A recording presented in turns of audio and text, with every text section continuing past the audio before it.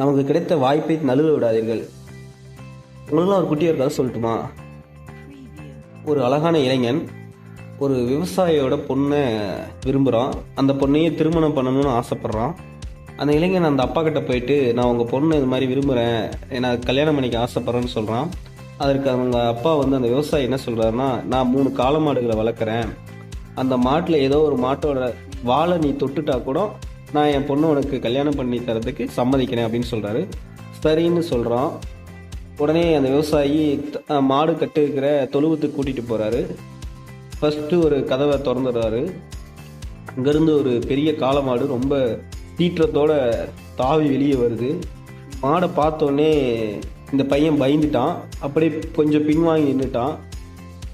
சரி, நம்ம அடுத்த வர மாடை பார்த்துக்கலாம், இது ரொம்ப பயங்கரமாக இருக்குது, நம்ம அடுத்த வர மாட்டோட வாழை பிடிச்சிக்கலாம் அப்படின்னு சொல்லி விட்டுட்டான். ரெண்டாவது இன்னொரு மாடு வருது. அது இதை விட பெரிய மாடாக நல்லா பயங்கர ஆக்ரோஷமாக வெளியே தாவி குதிச்சு வருது.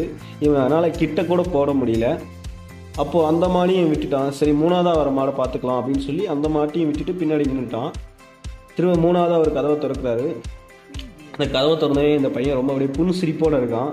ஏன்னா அந்த மாடு ரொம்ப அப்படியே நலிந்து பசி பட்டினியோடு இருக்க மாதிரி ரொம்ப உடல் மெலிந்து அப்படி இருக்கு.